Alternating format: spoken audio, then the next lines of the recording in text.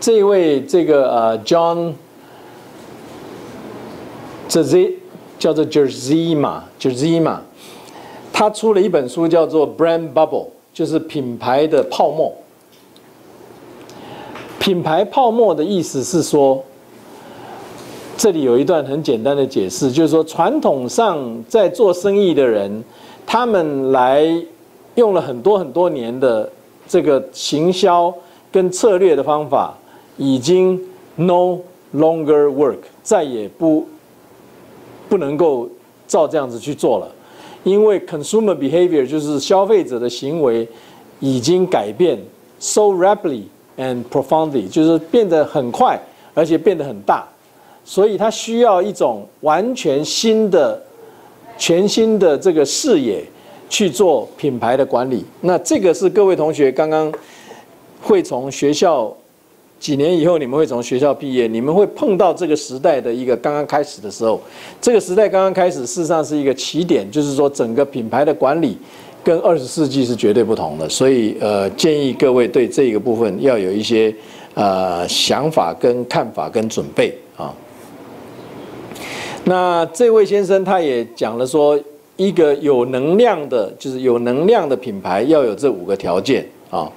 那这5个条件跟大家简单的说明一下，那就是要有动能跟要有方向，就是说这个品牌到底向哪个地方去，它动能够不够？刚刚有一位同学不是在讲无印良品吗？无印良品你感觉它有动能，而且它有方向，它不会出产品是一下出这样一下出这样变来变去，它就是做那样的东西，而且它非常有能量。什么叫非常有能量？它在推陈出新，以及它在推出它商品的时候，你觉得它是有韵律的啊，所以这个就是能量跟方向。那 constantly reinvent itself， 就是说不断的去重新发明它自己，也就是不断的把自己的东西一直改善，甚至呢把自己的某一些已经不对的东西抛弃，然后去变成一个新的样貌，这个也是一种有能量的品牌。Engage consumers on its own terms， 就是说你必须要让你在发展产品的时候，必须要让消费者更去融入你的产品。那这个东西不是去跟着消费者的无知去做，消费者有的时候他有他的想法跟观点，可是他在专业上是无知的，所以你必须要让他的想法跟观点可以实现，可是你又必须要站在专业上面去补足他专业的不足。建筑师也是一样，不是业主说什么你就要做什么，但是也不应该去说业主要住的房子你当成自己要住的房子来设计，这是不通的啊。很多的设计师会跟业主吵架，是因为他把业主要住的房子当成自己的房子，那所以设计了半天业主不喜欢。很多的设计师会跟业主吵架，是因为业主说什么他就照做什么，那到最后业主说怎么这么难看，他说是你自己说的，那个时候一定吵架，因为业主为什么要找你？如果他自己就已经会做的话，所以 engage consumers on its own terms, attract without chasing 这一句话是我希望跟各位同学分享，尤其各位到了社会上以后，你有的时候需要去做行销啊等等，你必须要去吸引消费者，但是你不要去追消费者，你必须要让消费者来跟着你，而不是你要跟着消费者去。因为你跟着消费者去，你到最后就变成大家杀价的这种可怜的局面。然后 move culture as well as categories， 就是你要真正重点是要把这个文化去做一个改变。那我想这些东西都是重点。那它这里有一个网站，如果各位是学工业设计，那特别可以去，或者是你对于这个品牌特别有兴趣，你可以去这里看。这个 Young Rubicon 他们的一个品牌研究的工具，你可以从这里看。举例来说，他现在这个叫做 Virgin Atlantic 就是那个叫做什么？有一个头发留长长的那个 Virgin Records 那个老板，这个。知道这个公司的举手，我看知道，你要不要跟大家解释那是叫什么？中文叫什么？围巾啊，对，就是围巾。那你看它的这些数据 ，uniqueness， 这个 appropriate，这个likability 人家喜欢的程度，然后再加上这个 awareness 大家知不知道他？就是说看各位同学都不太举手，就是大家他知道的人很少，在西方很多，可是他的这个uniqueness 就是他很特别，他是非常特别。那比如说你去看，你说那这 7-Eleven 怎么样呢？你就按 7-Eleven， 你就可以看到 7-Eleven uniqueness 几乎一点都不 unique， 因为它跟大家都一样所以它没有什么好特别的。可是它的这个品牌的这个价值里面是很多人知道它的，就是大家都知道 7-Eleven， 所以你就可以从这里知道这两种品牌的结构，那它掉在什么位置，它掉在什么样子的一个位置，你就可以去做一些了解我们再找一个来用 Amazon 好了。所以你可以看到，如果你要买股票，你是不是一定买 Amazon？ 它所有东西都这么高，所以这个就是它的品牌价值 ，OK？ 所以那你看它跑到什么位置？跑到这个位置，这个位置呢叫做irresistible， 就是不可抗拒性，所以它已经在这个。你要买一本书，你真的在真的要买一些书的时候，像我自己买书很少到书店去，我都直接在网络上买。如果买西洋的书，我几乎都是在 Amazon 买。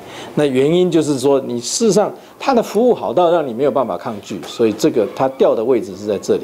所以他们透过长时间的资料的调查，发展了一种叫 brand asset 那个 variator， 去把这个东西做出来，它的品牌的价值如何，它掉在什么样子的位置。我想这个对品牌有兴趣的人都可以去设法理解。好，我们刚刚已经。他的这个问答我提前问了，所以各位同学也都讲得很好。我相信对品牌的秩序，各位有一些想法了。我们先来看这个人的要讲什么，设计师思想。设计师思想这个人叫 Tim Brown， 他是一个设计家。他今天我们要拿他来跟我们讲的题目，他在 TED 里面有2场演讲，他的这一场是叫做 Design Thinking， 就是设计的思想。他是谁？他是 IDEO 的 CEO。看一下 Wikipedia 里面对他们的介绍。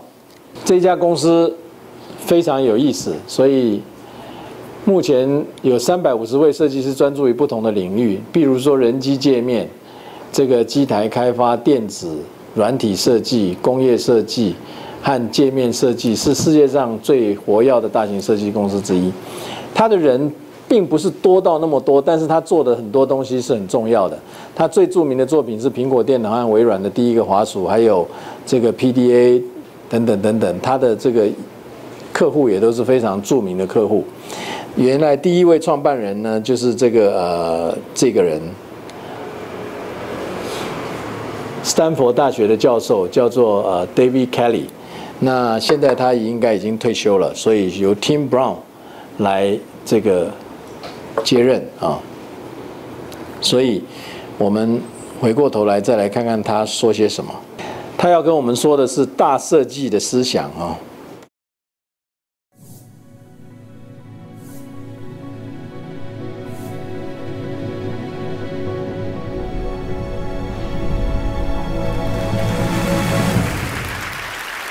I'd like to talk a little bit this morning about what happens if we move from design to design thinking. Now this rather old photo up there is actually the first project I was ever hired to do, something like 25 years ago. It's a woodworking machine, or at least a piece of one, and my task was to make this thing a little bit more modern, a little bit easier to use. I thought at the time I did a pretty good job. Unfortunately, not very long afterwards, the company went out of business. This is the second project that I did.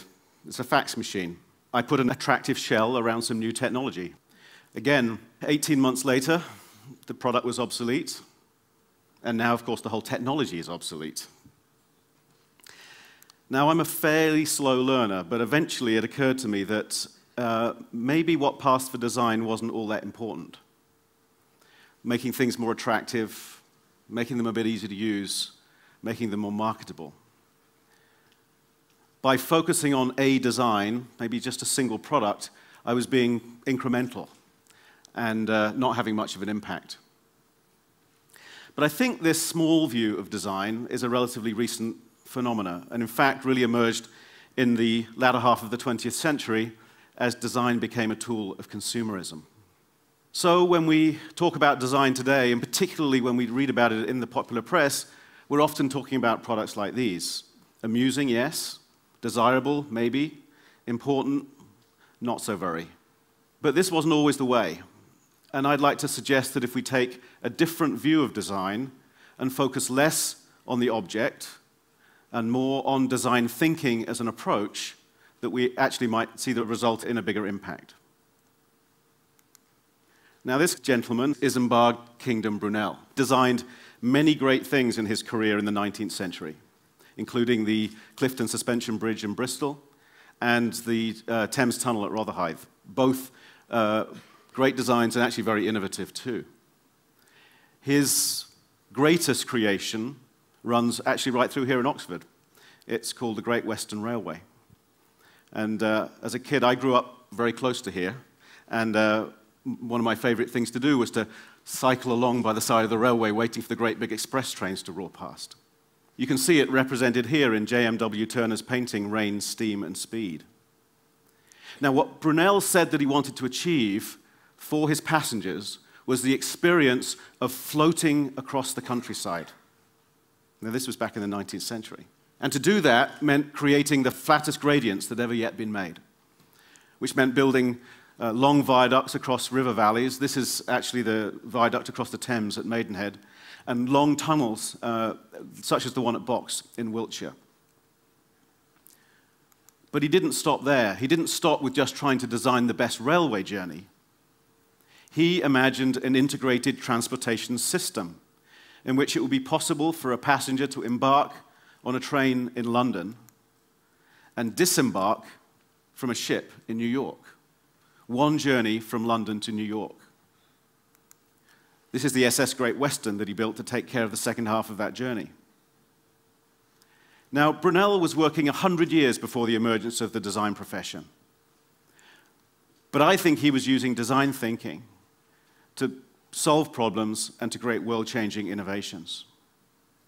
Now, design thinking begins with what Roger Martin, the business school professor at the University of Toronto, calls integrative thinking. And that's the ability to exploit opposing ideas and opposing constraints to create new solutions. In the case of design, that means balancing desirability, what humans need, with technical feasibility and economic viability. With innovations like the Great Western, we can stretch that balance to the absolute limit. So somehow, we went from this to this. Systems thinkers who were reinventing the world to a priesthood of folks in black turtlenecks and designer glasses working on small things. As our industrial society matured, so design became a profession, and it focused on an ever smaller canvas until it came to stand for aesthetics, image, and fashion. Now, I'm not trying to throw stones here. I'm a fully paid up member of that priesthood, and somewhere in here I have my designer glasses. There we go. But I do think that perhaps design is getting big again, and that's happening through the application of design thinking to new kinds of problems, to global warming, to education, healthcare, security, clean water, whatever. And as we see this reemergence of design thinking and we see it beginning to tackle new kinds of problems, there are some basic ideas that I think we can observe that are useful. And I'd like to talk about some of those just for the next few minutes. The first of those is that design is human-centered. It may integrate technology and economics, but it starts with what humans need or might need. What makes life easier, more enjoyable? What makes technology useful and usable? But that's more than simply good ergonomics, putting the buttons in the right place. It's often about understanding culture and context before we even know where to start to have ideas. So when a team was working on a new vision screening program in India, they wanted to understand what the aspirations and motivations were of these school children to understand how they might play a role in screening their parents. Conversion Sound has developed a high-quality, ultra-low-cost digital hearing aid for the developing world. Now, in the West, we rely on highly trained technicians to fit these hearing aids. In places like India, those technicians simply don't exist. So it took a team working in India with patients and community health workers to understand how a PDA and an application on a PDA might replace those technicians in a fitting and diagnostic service.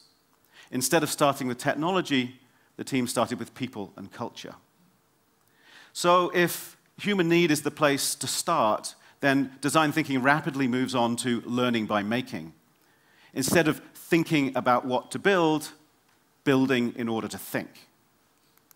Now, prototypes speed up the process of innovation, because it's only when we put our ideas out into the world that we really start to understand their strengths and weaknesses. And the faster we do that, the faster our ideas evolve.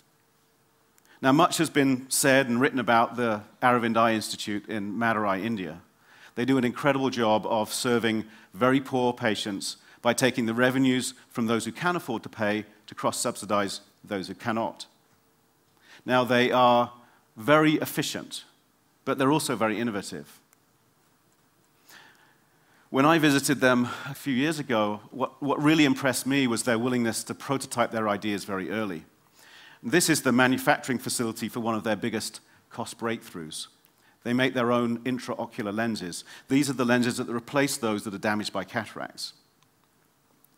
And I think it's partly their prototyping mentality that really allowed them to achieve the breakthrough, because they brought the cost down from $200 a pair down to just $4 a pair. Partly they did this by, instead of building a fancy new factory, they used the basement of one of their hospitals. And instead of installing the large-scale machines used by Western producers, they used low-cost CAD/CAM prototyping technology. They're now the biggest manufacturer of these lenses in the developing world and have recently moved into a custom factory. So if human need is the place to start and prototyping a vehicle for progress, then there are also some questions to ask about the destination. Instead of seeing its primary objective as consumption, design thinking is beginning to explore the potential of participation, the shift from a passive relationship between consumer and producer to the active engagement of everyone in experiences that are meaningful, productive, and profitable. So I'd like to take the idea that Rory Sutherland talked about, this notion that intangibles, things are worth perhaps more than physical things, and take that a little bit further and say that I think the design of participatory systems in which many more forms of value beyond simply cash are both created and measured is going to be the major theme, not only for design, but also for our economy as we go forward. So William Beveridge, when he wrote the first of his famous reports in 1942, created what became Britain's welfare state, in which he hoped that every citizen would be an active participant in their own social well-being. By the time he wrote his third report, he confessed that he had failed, and instead had created a society of welfare consumers. Hilary Cottam, Charlie Ledbetter, and Hugo Manasai of Participal have taken this idea of participation, and in their manifesto entitled Beveridge 4.0, they are suggesting a framework for reinventing the welfare state.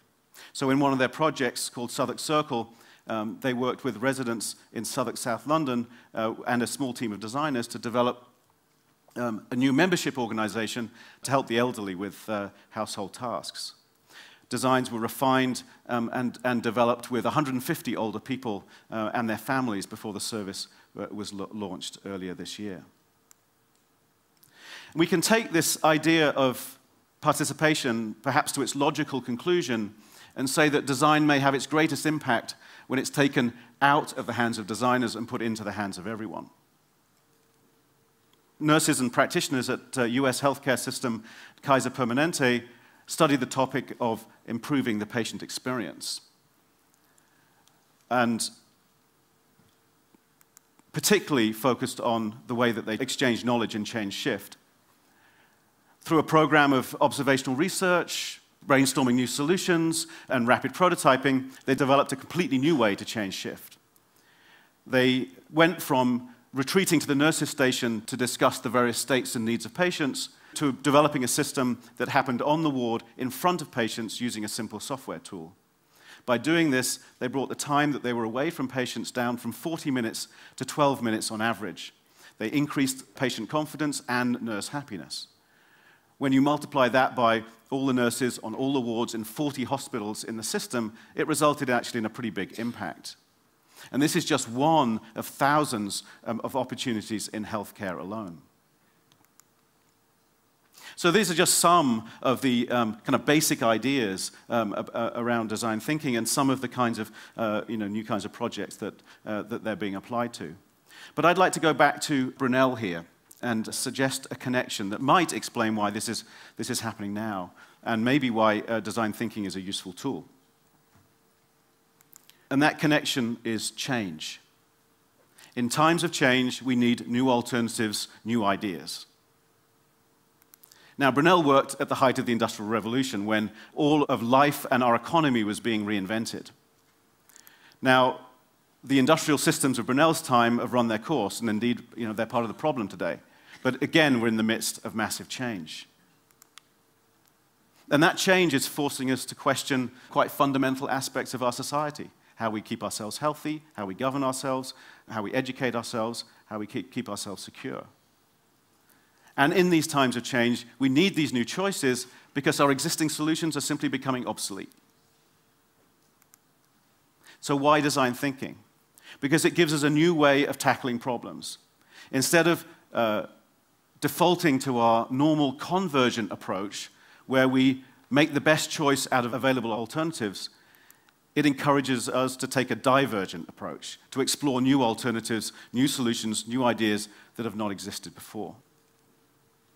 But before we go through that process of divergence, there's actually quite an important first step. And that's, what is the question that we're trying to answer? What's the design brief? Now, Brunel may have asked a question like this: how do I take a train from London to New York? But what are the kinds of questions that we might ask today? So these are some that we've been asked to think about recently. And one in particular is one that we're working on with the Acumen Fund in a project that's been funded by the Bill and Melinda Gates Foundation. How might we improve access to safe drinking water for the world's poorest people, and at the same time stimulate innovation amongst local water providers? So instead of having a bunch of American designers come up with new ideas that may or may not have been appropriate, we took a sort of a more open, collaborative, and participative approach. We teamed designers and investment experts up with 11 water organizations across India. And through workshops, they developed innovative new products, services, and business models. We hosted a competition and then funded 5 of those organizations to develop their ideas. So they developed and iterated these ideas, and then IDEO and Acumen spent several weeks working with them to help design new social marketing campaigns, community outreach strategies, business models, new water vessels for storing water, and carts for delivering water. Some of those ideas are just getting launched into the market, and the same process is just getting underway with NGOs in East Africa. So for me, this project shows kind of how far we can go from some of those sort of small things that I was working on at the beginning of my career. That by focusing on the needs of humans, by using prototypes to move ideas along quickly, by getting the process out of the hands of designers, and getting the active participation of the community, we can tackle bigger and more interesting questions. And just like Brunel, by focusing on systems, we can have a bigger impact. So that's one thing that we've been working on. I'd actually be quite interested, and perhaps more interested, to know what this community thinks we could work on. What kinds of questions do we think design thinking could be used to tackle? And if you've got any ideas, then feel free. You can post them to Twitter. There's a hashtag there that you can use, CBDQ. And the list looked something like this a little while ago. And of course, you can search to find the questions that you're interested in by using the same hash code. So, I'd like to believe that design thinking actually can make a difference, that it can help create new ideas and new innovations beyond the latest high street products. To do that, I think we have to take a more expansive view of design, more like Brunel, less a domain of a professional priesthood. And the first step is to start asking the right questions. Thank you very much.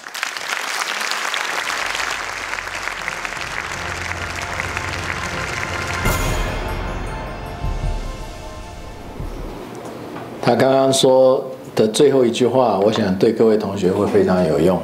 学习开始问对的问题啊，因为要去问一个问题，可能也比要去答一个问题来得困难，所以我们开始学着去把问题问对。那问题问对，是因为你一直在做一些思考。那这个为什么我想他刚刚说的这个事情重要呢？在各位休息的时候，请大家思考几个事情，等一下我们来做探讨。第一个呢，他认为他在开始做设计的时候，他是在做很好的设计，但是很小的设计。所谓很好而很小的设计，就是说那些设计并没有重要到那个程度。一个木工的机台，也许他把它设计得很漂亮，那个公司一下就倒了。一个传真机，他把它的这个设计得很好用，可是过了一阵子，这个传真机也过时了。所以他觉得这些都是影响不大而不重要的东西。那变成设计变成是一个消费主义的工具，所以他说它是一个 tool of 这个 consumerism， 就是消费主义的工具。他认为设计不应该变成消费主义的工具，它应该变成是一个更具有思想的一个大系统。所以比如说他很钦佩的那位英国19世纪的一位思考的人，他做了这个铁路系统，他甚至把铁路想象到说，如果客人从我这里上车，他能不能一上车就到达纽约去？那纽约的后半段它是变成海，所以他思想整个系统。那这种系统对于这个事情的解决才会大。那另外呢，我想他谈到的一个东西是重点，我也给各位做一点点提示。他谈到的对那个设计铁路的人，他有一个梦想，那个梦想就是要让人家坐火车的时候觉得好像飘在平原上面，从平原上面飘过。在19世纪，而不是像现在我们有高铁可以坐，你要用很快的速度上从平原飘过，你的技术要先把这个铁道做得非常的平，那这个对他来讲是一个挑战啊。那另外呢，就是说设计的专业要能够处理矛盾。如果你要处理矛盾，你就是要能够处理这个需求可行性，还有它能不能这个生存下去，这些都是系统思考需要去做的事情。那么他另外谈到的一个重点就是说，设计永远要从人开始，而不要从技术开始，更不要从某一种材料去开始。所以我把它归结为他讲的就是说，如果我们要把设计做成有影响力，我们不要谈技术，不是只谈美感，而是谈人类因为文化而来的需求，我们如何去解决。像刚刚举的例子，在印度没有这个技师，所以他怎么样去帮这些人配这些助听器？那么那个就是设计一个系统。在东非没有好的这个自来水厂，所以他怎么样为这些人去做设计？那他谈到的另外一个观念是 prototype， 怎么样子从这个为什么要做一个 prototype？ 就像建筑也好，我想很多的这个同学都有做过模型。为什么我们要很快的做出一个模型？因为看到模型我们才能够思考，而不是只在图板上画。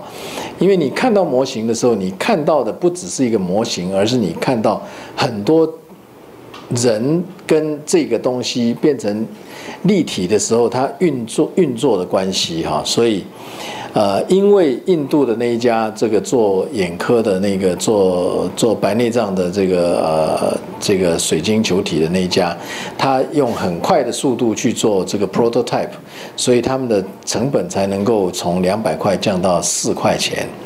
所以他特别提到，专业习惯跟专业思想是不同的。专业的习惯就是说，哦，做这种东西就是要这种仪器，做这种东西就是要这种价钱，所以有一个专业上面的习惯。他认为要打破专业习惯，从专业的思想去出发，才会有一个新的结果。那最后更重要的是，他认为要把这个 consumer 跟 producer 变成是同一个，这是在我们上学期已经说过的，就是说，这个 producer consumer 就是我消费者，同时也是一个制造者，也就是一个参与的设计制造系统。参与的设计制造系统是很重要的。